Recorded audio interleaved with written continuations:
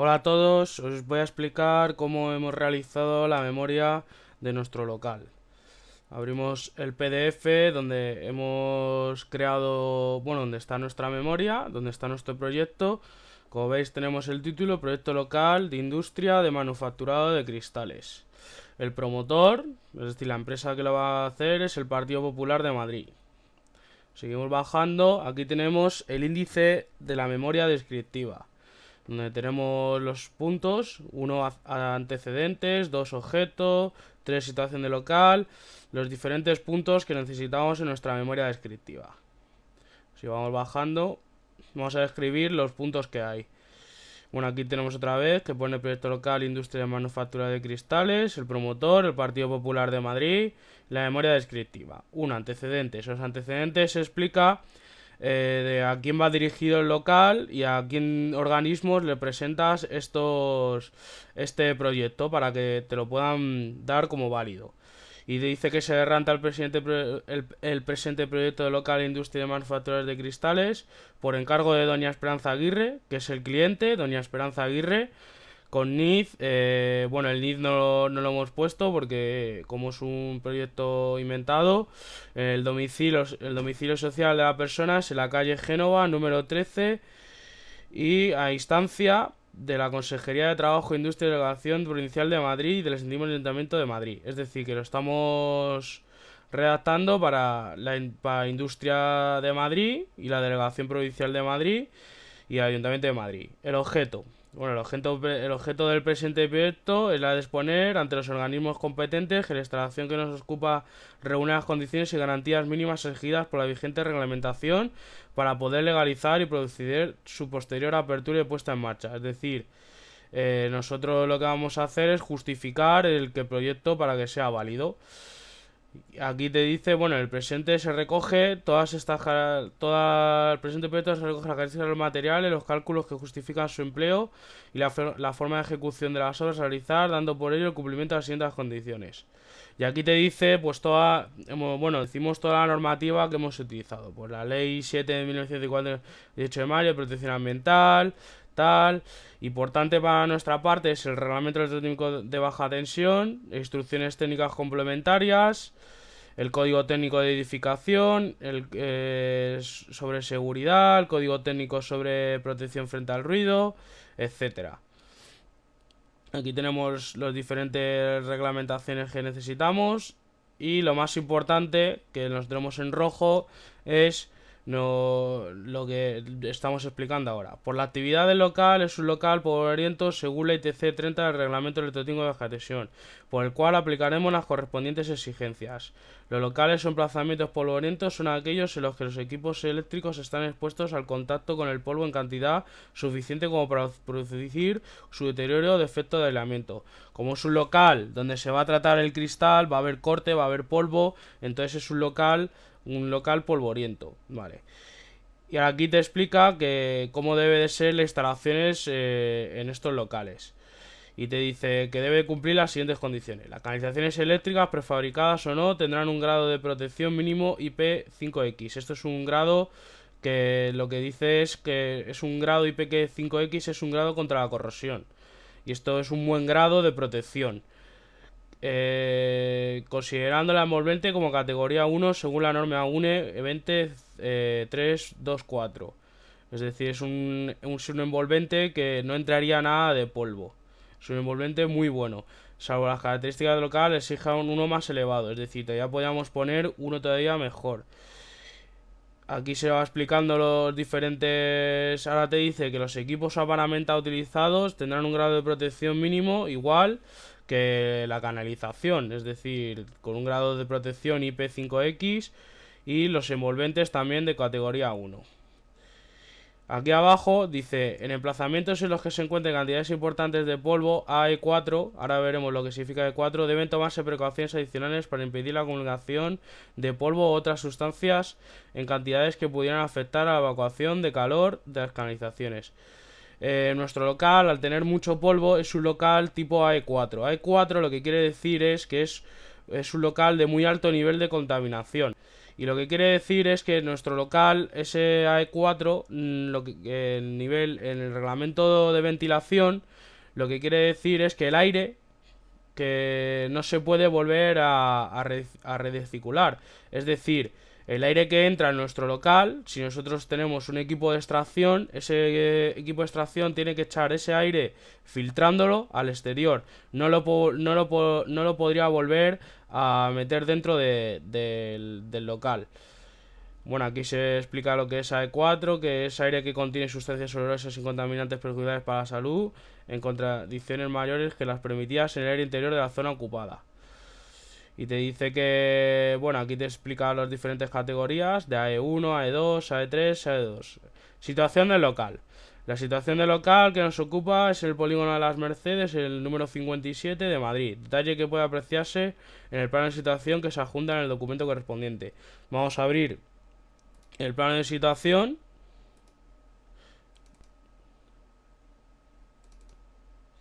Como veis, aquí tenemos el plano de situación. Vamos a reducirlo.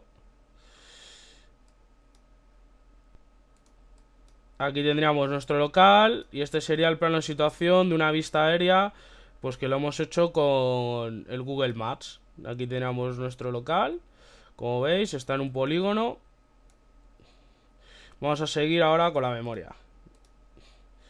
Bueno, ahora vamos a describir las características y condiciones del edificio. El edificio es un local, el local es de forma regular, es decir, es un local que es una forma regular, que tiene de forma rectangular, con una superficie útil de 80 metros cuadrados, siendo un local independiente. Es decir, es un local que no está dentro de un edificio, ni dentro de un emplazamiento puede ser una fábrica o algo. Es un local que está independiente de todo lo que le rodea. Y lo decimos, la altura del local en cuestión es de 5 metros de alto. Bueno, composición.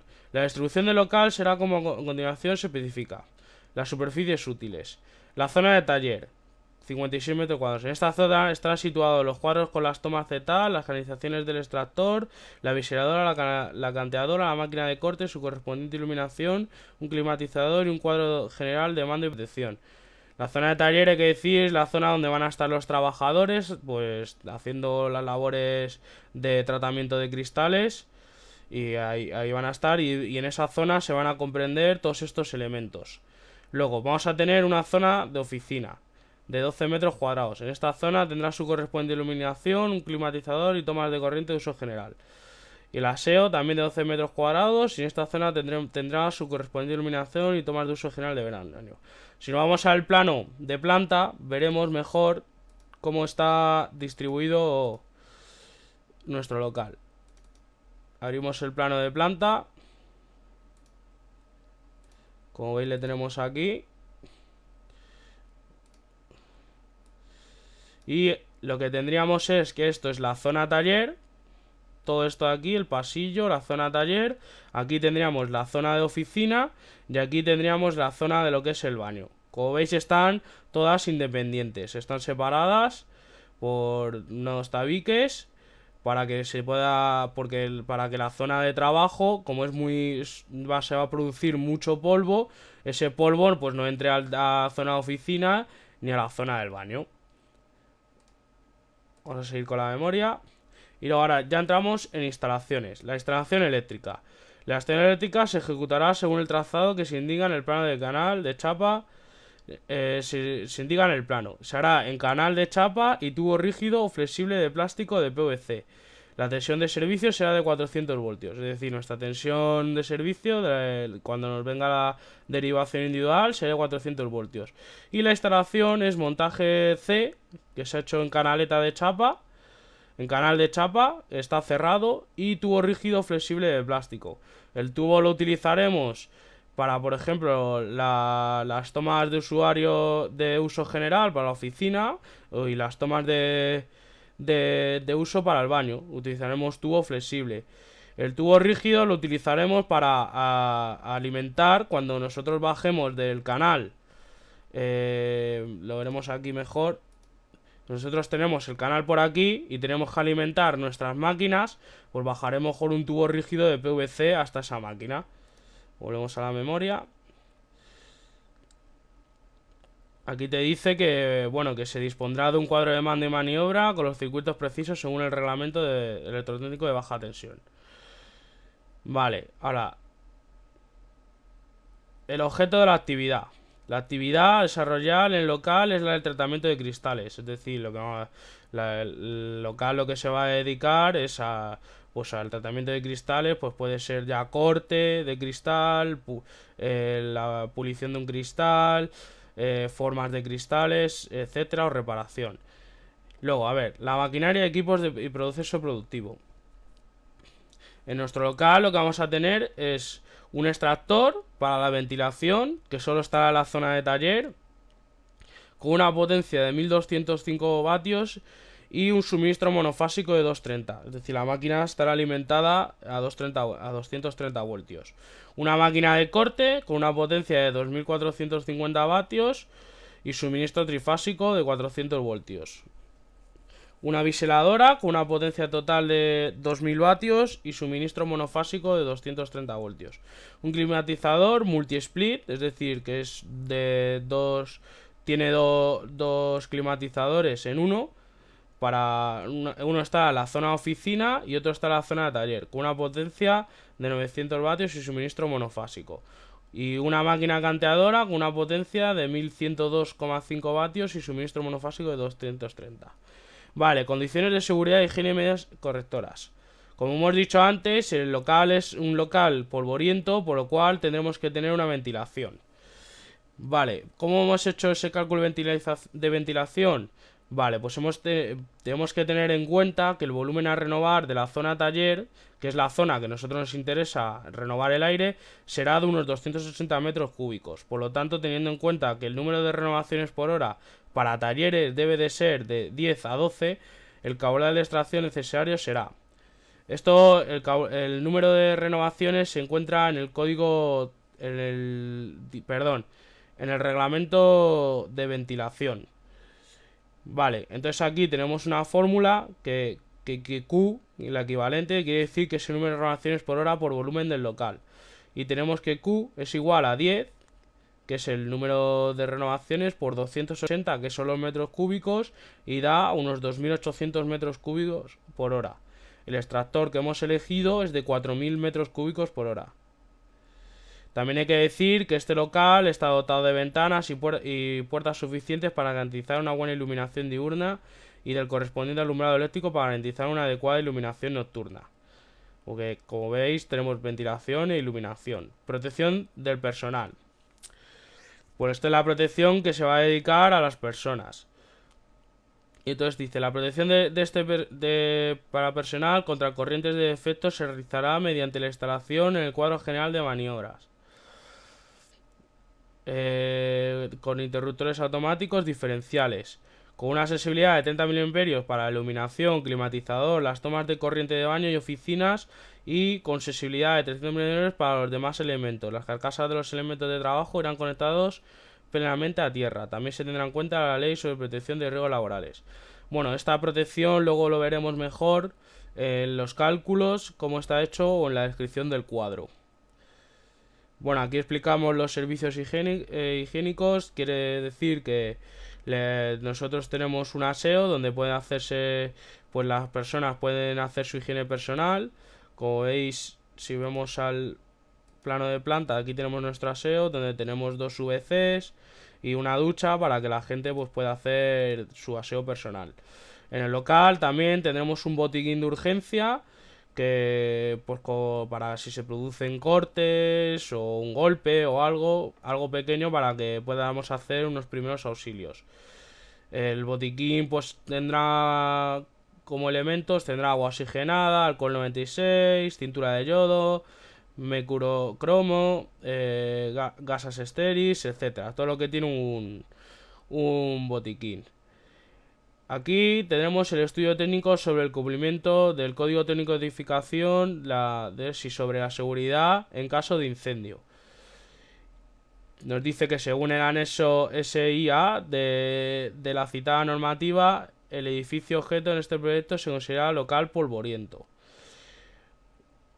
y te dice compartimentación en sectores de incendio. Bueno, pues te dice que la resistencia a fuego de los elementos separados del sector de incendio será indicada a continuación.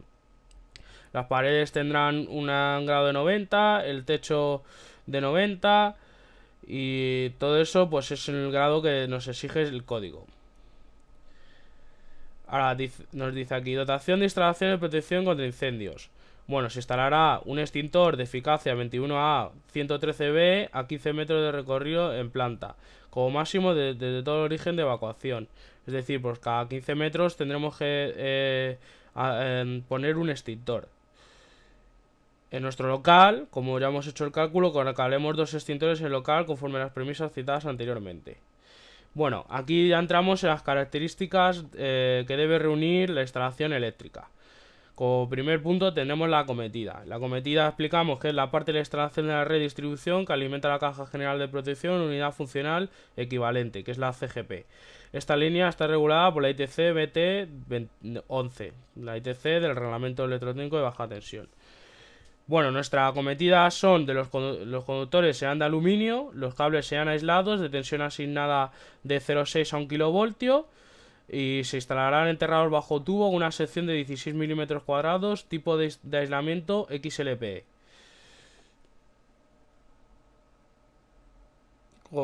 También digo que por último cabe señalar que la acometida es una parte de la instalación que lo hace la empresa suministradora, que nosotros no tenemos por qué hacerla. Bueno, aquí explicamos las instalaciones de enlace. Tenemos la caja de protección y medida. En nuestro caso, para el caso de suministros a un único usuario, que es en nuestro caso, al no existir línea general de alimentación, se colocará un único elemento que es la caja general de protección y el equipo de medida, que dicho elemento se denominará caja de protección y medida, en consecuencia el fusible de seguridad ubicado antes del contador coincide con el fusible que incluye una CGP. Es decir, nosotros tenemos a donde llega la acometida, llegará un emplazamiento que normalmente está en la fachada del edificio y ese emplazamiento se llama la caja de protección y medida, donde tendremos nuestro contador para el consumo eléctrico y tendremos un fusible de seguridad para poder hacer un corte y hacer maniobras si hubiese un fallo. Aquí se dice que el grado de protección será IK según la UNE 50 102 IK10 y que estará protegido contra la corrosión, ya que este emplazamiento, esta caja de protección y medida estará en la fachada, pues está la intemperie, tendrá un grado de protección elevado. Aquí se explica cómo debe estar instalado todo el envolvente y la caja de protección. Ahí según pues tenéis ahí según la ITC BT 13. Luego, la derivación individual. La derivación individual, que esto ya sí que lo instalaríamos nosotros, es la parte de la instalación que partiendo de la caja de protección y medida suministra energía eléctrica a una instalación de usuario. Comprende los fusibles de seguridad, el conjunto de medidas, los dispositivos generales de mando y protección. Está regulada por la ITC BT 15. Aquí hay que decir que nosotros, pues nuestro derivación individual son los conductores son aislados y unipolares, es decir, no es una manguera, son conductores bipolares, son de cobre, con una tensión asignada de 450 a 750 voltios. La sección será de 10 milímetros para los cables polares y para el neutro, y el tipo de aislamiento será XLPE y se instalarán enterrados bajo tubo. Los cables serán no propagadores de incendio y sin emisión de humos y opacidad reducida. Los cables con características equivalentes a la norma UNE 21.1.3 parte 4 o 5 a la norma UNE 21.1.10 cumplen con esta prescripción. Es decir, que nuestros cables cumplen con esta normativa. Hay que decir que esta parte es la que llega desde la caja de medida hasta nuestro cuadro de mando y protección. Te dice que según la normativa la caída de tensión máxima admisible será para el caso de derivaciones individuales en suministros para un único usuario, que es en nuestro caso será de 1,5%. Es decir, solo podremos hacer de un 1,5% para este cálculo se hace para hallar la sección del cable. Ahora pasamos a los dispositivos generales individuales de mando y protección, es decir, a nuestro cuadro general de mando y protección. Vale, los dispositivos generales de mando y protección se situarán lo más cerca posible del punto de entrada de la vibración individual. Esto se hace para que la caída de tensión sea lo menor posible y en establecimientos en los que proceda se colocará una caja para el interruptor de control de potencia inmediatamente entre los demás dispositivos en compartimento independiente y precintable. Es decir, tendríamos que colocar también al lado de nuestro cuadro general otra caja para el ICP, que es el interruptor de corte de potencia, que nos limitaría la potencia de nuestra instalación. Aquí decimos cómo deben de ser, cómo se deben de colocar los dispositivos individuales de mando y protección según la normativa. Y aquí explicamos que los dispositivos de mando y protección como mínimo deben de ser un interruptor general automático de corte unipolar de intensidad nominal mínima 25 amperios. Es decir, nuestro interruptor general no puede ser por debajo de 25 amperios. Según que permitirá su accionamiento manual y que está dotado de los elementos de protección contra sobrecarga contra los circuitos. Es decir, es un interruptor que puede cortar tanto como cortocircuitos como sobrecarga, según la ETC BT22. También hay que decir que como mínimo tendrá que tener un poder de corte de 4,5 kiloamperios. Este poder de corte nosotros lo adecuaremos según a las características del cortocircuito que venga que nos da la empresa. Es decir, el cortocircuito que haya de aguas arriba, que pues según pues la empresa suministradora de energía nos tendría que dar este dato. Nosotros hemos elegido 4,5 kiloamperios. Vale, y luego también tenemos que tener un interruptor diferencial general de intensidad asignada superior o igual al interruptor general. Es decir, si nuestro interruptor general es de 25 amperios, el interruptor diferencial general no puede ser por debajo de esa intensidad. Por si nosotros pusiéramos un interruptor diferencial por debajo de 25 amperios, el interruptor diferencial lo cascaríamos.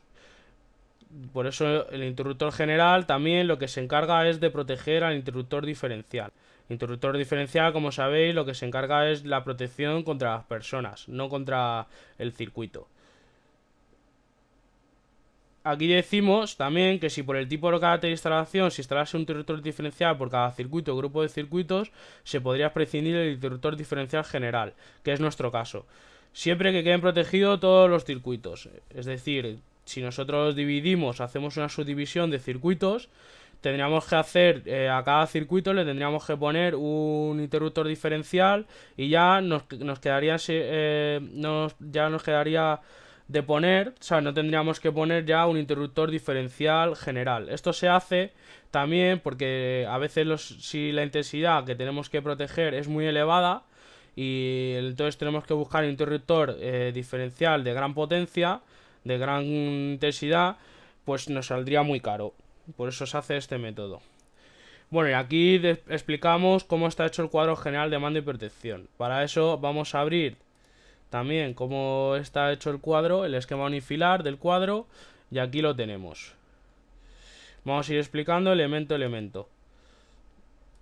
Lo que vamos a cerrar es esto y esto también. Bueno, explicamos que tenemos un IGA, un interruptor general de 25 amperios con curva C, poder de corte 4,5 kiloamperios y será tetrapolar. Ese interruptor es... Vamos a ampliar. Ese interruptor es el interruptor general, que es de 25 amperios. Vale, luego tenemos un PIA, un pequeño interruptor automático de 16 amperios, curva C, poder de corte 4,5 kiloamperios, tetrapolar para la línea de la máquina de corte. Es decir, sería este PIA. Sería este PIA que está aquí. Vamos al Tendríamos luego un diferencial de 40 amperios con una sensibilidad de 300 miliamperios tetrapolar para la línea de máquina de corte. que sería este de aquí. Y esto sería la línea que alimenta trifásica a la máquina de corte. ¿Por qué los hemos elegido tetrapolares? Por si el día de mañana esa máquina de corte llevase unos dispositivos de mando, pues tendríamos que hacerlo ¿sabéis? Entre fase y neutro. Por eso lleva un diferencial y un magnetotérmico tetrapolar. Luego tenemos también un PIA de 40 amperios, curva C, que también es tetrapolar, poder de corte de 5 y es para la línea de agrupamiento del climatizador, alumbrado, para todos los receptores monofásicos, que se correspondería a este PIA. Bueno, y aquí iríamos explicando todas las partes de nuestro cuadro general. Como veis son muchas, pues no vamos a explicarlas todas. Aquí explicamos cómo están formados los 4Z. Están compuestos por un PIA de 32 amperios y un PIA de 16 amperios para diferentes tomas, si son tetrapolares o bipolares. Bueno, aquí explicamos cómo son los conductores. Los conductores son los cables que se emplean en instalación, serán de cobre y serán siempre aislados. Es decir, no puede ser un cable desnudo. La tensión asignada no será inferior a 450-750 voltios. Es decir, tiene que aguantar una sobretensión de esa tensión, desde 400 a 750. Bueno, hay que decir que los conductores se especifican más en los cálculos. Especificamos cada conductor cuál corresponde a cada línea. Hay que decir que también la caída de tensión mínima para la iluminación es del 3% y para la fuerza, para los demás usos, es del 5%. Bueno, quiere decir que los cables eléctricos se utilizan en instalaciones de este tipo local, que es especial, y en el conexión interior de los cuadros eléctricos, este tipo de locales serán no propagadores del incendio, sin emisión de humos y opacidad reducida. Y aquí decimos que los cálculos explican cómo son los cables para cada circuito. Identificación de los conductores. Bueno, los conductores deben de ser fácilmente identificados por su color. Es decir, por ejemplo, para el neutro, el color debe ser azul. Para la fase, para el conductor de fase, tenemos tres tipos de colores: marrón, negro, gris. Y para el conductor de protección, el tierra, debe ser un conductor de color verde, amarillo. Subdivisión de las instalaciones. Bueno, pues como habéis visto antes en nuestro esquema, aquí lo tenemos. La subdivisión sería, pues, desde el interruptor general, los diferentes subdivisiones que salen a nuestros receptores. Aquí tenemos, como veis, una a la máquina de corte, otra a receptores monofásicos, a los cuadros Z. De aquí tenemos otra subdivisión que va cada una a un elemento. Es decir, por ejemplo, esto sería la biseladora, etcétera. ¿Para qué se hace esta subdivisión? Para que, por ejemplo, si nosotros tenemos una avería en este receptor, nosotros nos salte esta protección que tenemos aquí y ya no tengamos no tengamos problemas en la demás instalación. Es decir, si nosotros por un casual este receptor o esta línea se jorobase, nuestra demás instalación pudiese funcionar, porque tenemos aquí nuestros equipos de protección correspondientes. Bueno, equilibrado de cargas. El equilibrado de cargas, al ser una instalación que viene en trifásica, tenemos las cargas monofásicas, las tendremos que equilibrar de tal forma de que las fases no se queden muy desfasadas entre ellas. Es decir, que una fase no tenga mucha potencia sobre otras. Para ello, el equilibrado de cargas que hemos hecho es, pues tenemos que en L1 más neutro hemos acoplado la biseladora, que tiene una potencia de 2222 vatios,22. En L1 más neutro también hemos conectado las tomas Z monofásicas, pero que esta potencia no la contaremos para el equilibrado, ya que este equilibrado, ya que en estas tomas podemos conectar o no podemos conectar nada. En L2 más el neutro hemos conectado la canteadora y el extractor con una potencia cada uno y tal, dando 2725 vatios. Y en L3 Más neutro hemos conectado la iluminación y climatizador dándonos 2267 vatios. En L3 más neutro también hemos conectado las tomas de corriente de uso general y las del baño, pero como anteriormente con las tomas Z tampoco contaremos con su potencia. Agrupando todo esto nos quedaría un receptor trifásico en estrella. Bueno, aquí tenemos la resistencia al aislamiento de rigidez eléctrica. Tenemos la resistencia de los conductores y el aislamiento. Aquí tenemos las conexiones. Tenemos que decir que en ningún caso se permitirá la unión de conductores mediante conexiones y derivaciones por simple retorcimiento o arrollamiento entre sí los conductores.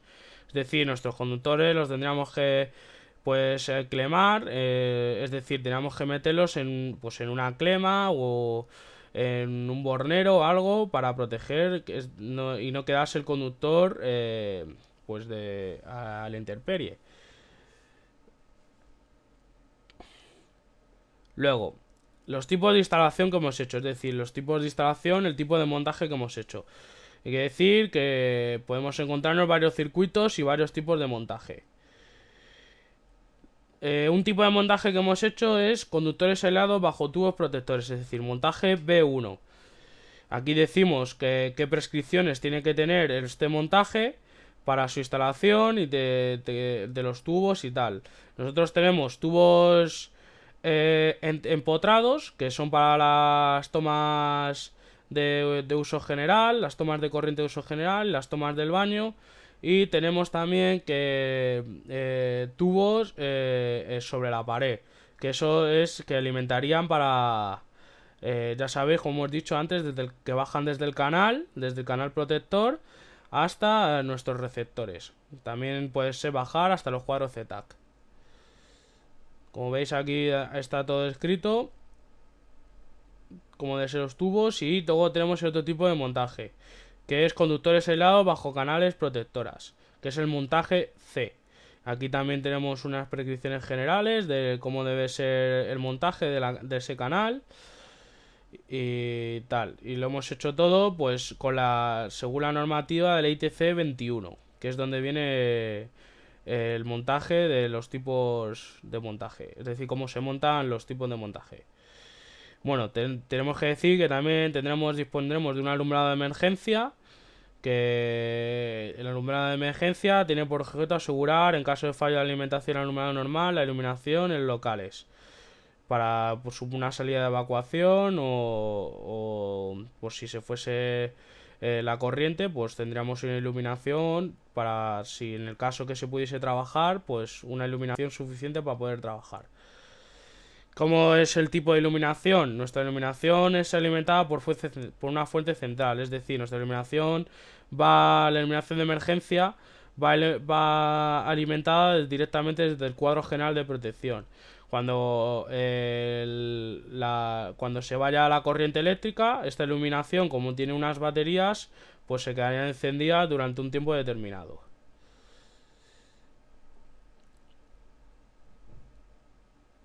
Bueno, aquí tenemos unas prescripciones generales donde decimos que los aparatos receptores que consuman más de 16 amperios se alimentarán directamente desde el cuadro general.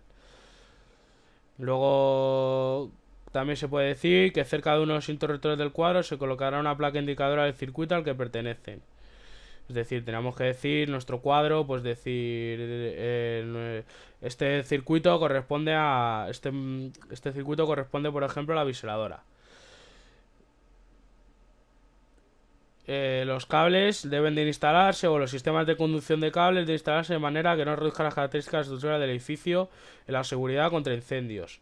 Es decir, tendríamos que instalar de tal forma de que el incendio no pudiera ser un conductor, que esto a veces no se puede evitar, pero intentaríamos que evitar lo máximo posible. Bueno, aquí dice que el conexionado de los cables deben de hacerse dentro del canal o de registros y no deben de estar a la intemperie. También hay que decir que el cable será no propagador de incendios y emisión de humos y opacidad reducida. Bueno, aquí explicamos un poco la protección contra sobreintensidades. Aquí está todo bien explicado. Decimos que hay categoría 1, categoría 2, tal. Las medidas de control contra sobretensiones.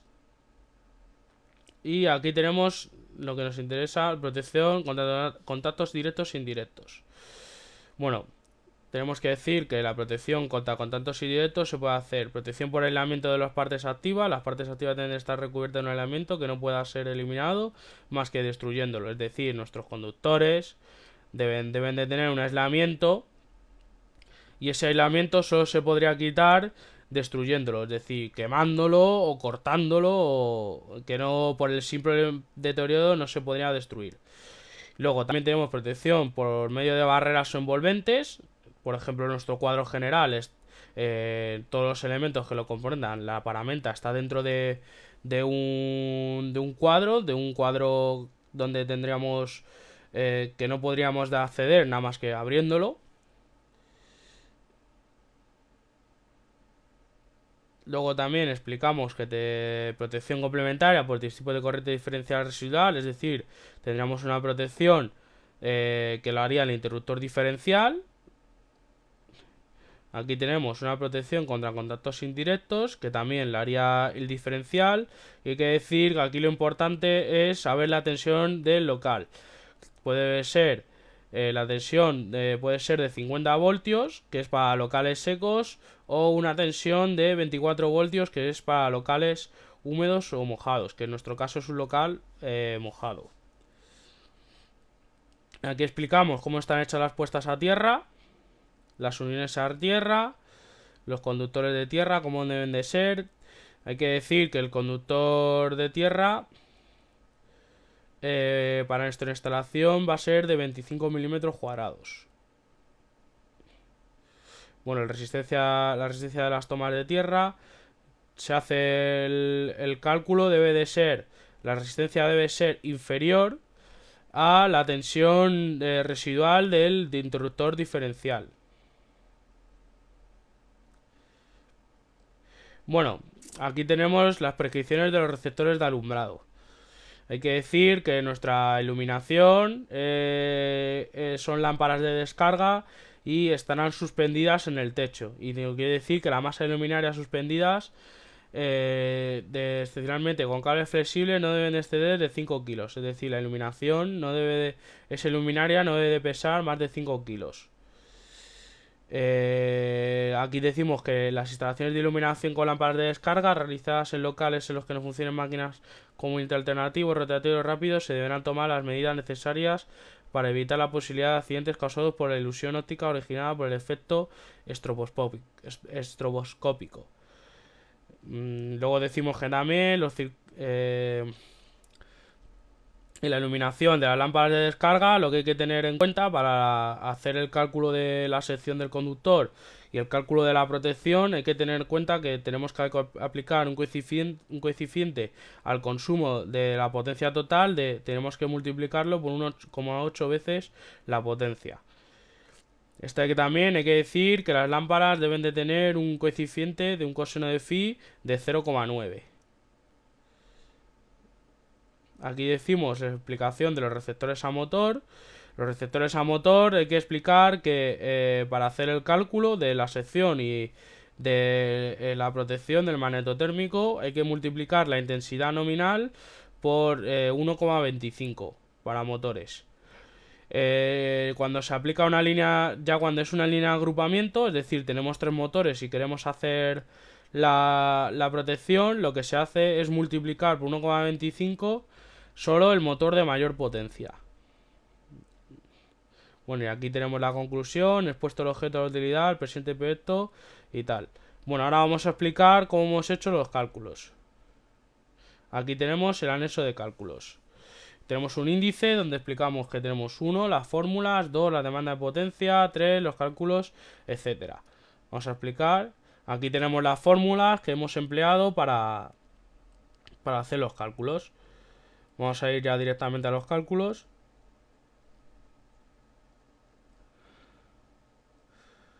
Bueno, aquí, ya los cálculos. En el punto 2 tenemos la demanda de potencias. La potencia total de los receptores. Tenemos una máquina de corte, que esto es lo que ocupa pues toda la potencia. Lo que hemos hecho es sumar la potencia y nos sale que da 11.250,32 vatios. Tenemos la potencia del alumbrado, que son 1217, y la potencia de fuerza, que son 9059,72. Y la potencia máxima admisible es 10.000. No es que sea la potencia máxima, sino es la potencia máxima que tenemos contratada, que son 10.000 vatios. Bueno, tenemos tres. El cálculo de las líneas de los receptores. Vamos a explicar cómo hemos hecho el cálculo de una línea. Bueno, este es el receptor trifásico, como también explicaremos cómo hemos hecho un receptor monofásico. Vale, pues primero el cálculo de la línea de la máquina de Cortec. Tenemos que la tensión de servicio es de 400 voltios, la tensión que vamos a suministrar a nuestro receptor, hasta nuestra máquina de corte. Hemos explicado que la canalización es montaje C, que son cables unipolares o multipolares sobre una pared o sobre una bandeja no perforada, sobre un canal. Tenemos un coseno de phi de 0,85 y un rendimiento de la máquina de 0,9. La potencia del receptor es 2205 vatios. Aplicando el rendimiento nos da que la potencia eléctrica sabemos que es 2205 dividido entre el rendimiento 0,9 nos da 2450. Luego tenemos la potencia del cálculo. Según la ITC BT47, 2450 por el coeficiente de corrección, es decir, por el 1,25, nos da que es igual a 3062,5 vatios. La intensidad, hallamos la intensidad, tenemos que es 3062,5 dividido entre la tensión, que es 400, por el coseno, que es 0,85, por la raíz de 3, y nos da que es 5,20 amperios. Según la intensidad, se eligen conductores unipolares, 3, como es trifásico, de 2,5, más tierra, más 2,5 milímetros cuadrados si el conductor sea de cobre. El nivel de aislamiento será de 750 de 400 a 750 voltios. El tipo de conductor es poliolefina, no propagador de llama, sin emisión de humo, y opacidad reducida. Según la norma UNE, la correspondiente nomenclatura sería ES07. S significa España, 07 es que es una tensión que aguanta una tensión de 750 voltios, L que es de polietileno reticulado, Z1 que es propagador, no propagador de la llama, K que es flexible, AS es sin emisión de humo. Y según la ITC BT29, este conductor a 40 grados con un factor de corrección 1 aguanta 26 amperios. El diámetro exterior del tubo, es decir, el diámetro que bajaría del canal hasta este receptor, sería de 20 milímetros cuadrados según la ITC BT21. Para esta línea lo que hemos hecho es poner una protección térmica de un interruptor magnetotérmico tripolar con una intensidad de 16 amperios, con una curva C, y una protección diferencial de intensidad 40 amperios y sensibilidad de 300 miliamperios. Así haríamos el cálculo de todos los receptores. Aquí teníamos el cálculo de la biseladora. No voy a explicar todos los cálculos porque estaríamos mucho tiempo. La canteadora, hemos ido calculando todas las líneas, el extractor, el climatizador, el alumbrado, las tomas de corriente, etcétera. Aquí tenemos el cálculo para los cuadros Z, tenemos el cálculo para las tomas de corriente Z tetrapolares. Aquí tenemos el cálculo de la línea de las tomas de corriente Z para bipolares. Y aquí tenemos ya lo que es el cálculo de las líneas de agrupamiento de los receptores.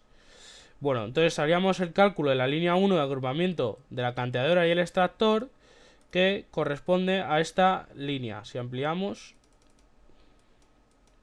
aquí abajo tenemos el extractor y la canteadora, y el cálculo ese correspondería a lo que es esta línea. Nos vamos otra vez. Aquí hemos hecho el cálculo. Bueno, pues el cálculo, lo que hay que tener en cuenta, se hace igual que el otro, se suma la potencia. Lo único que, como al ser dos motores, lo que se hace es multiplicar por 1,25 el motor de mayor potencia, que ya sabemos que es el extractor, que tiene una potencia de 1500 vatios. Y aquí ya hallaríamos pues la intensidad del del receptor. Ya le pondríamos su correspondiente conductor, que va a ser de 6 milímetros. Pues todo. Y hay que decir que esto estaría protegido por un interruptor diferencial de 40 amperios, que sería bipolar, y una sensibilidad de 300 miliamperios. Aquí teníamos el cálculo de la línea de agrupamiento 2, que corresponde al climatizador, el alumbrado, las tomas de corriente de uso general, de baño, la auxiliadora, la canteadora, etcétera. Aquí haremos el cálculo de todo. Tenemos otra vez otro cálculo de la línea de agrupamiento 3. El cálculo de la línea de agrupamiento 4 de las tomas de corriente Z tetrapolares. Es decir, tenemos aquí nuestro cuadro Z y la línea de agrupamiento sería esta de aquí, que va por aquí, que comprende todo esto.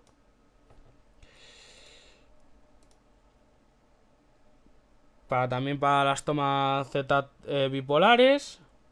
Y luego tendríamos el cálculo de la línea de agrupamiento 6, que corresponde ya a todo. Es decir, el cálculo de estas líneas de aquí arriba. Estas líneas. Haríamos el cálculo también. Pues ya sabéis cómo se hace el cálculo.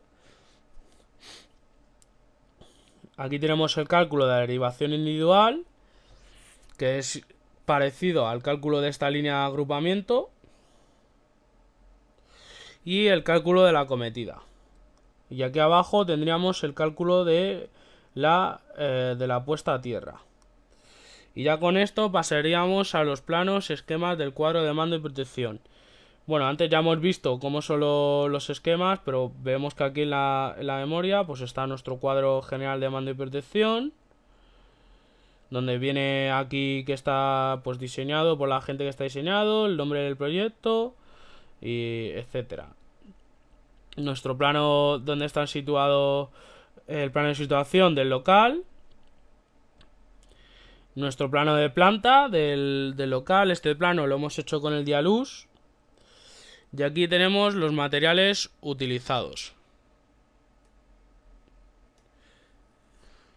Pues tenemos un índice donde decimos primero descripción de los materiales utilizados y 2 es el presupuesto. Bueno, aquí explicamos cómo están los materiales, es decir, por ejemplo, el magneto térmico, las características técnicas, cómo es el magneto térmico. Aquí te explicamos, pues, luego, bueno, todas las características de los magnetotérmicos, los diferenciales, todas las características de todos los tipos diferenciales que hemos instalado. Bueno, y aquí explicaríamos todo, los cuadros ZTAC. Vamos a pasar un poco para adelante. Aquí explicaríamos la característica de los conductores, etcétera, etcétera, etcétera. Como veis, hemos todo el material que hemos utilizado en nuestra instalación. Vamos a pasar para abajo.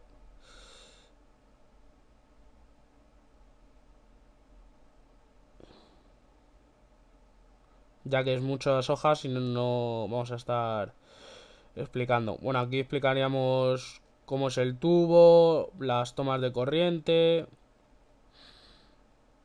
etcétera. Aquí tenemos cómo son los interruptores para el alumbrado.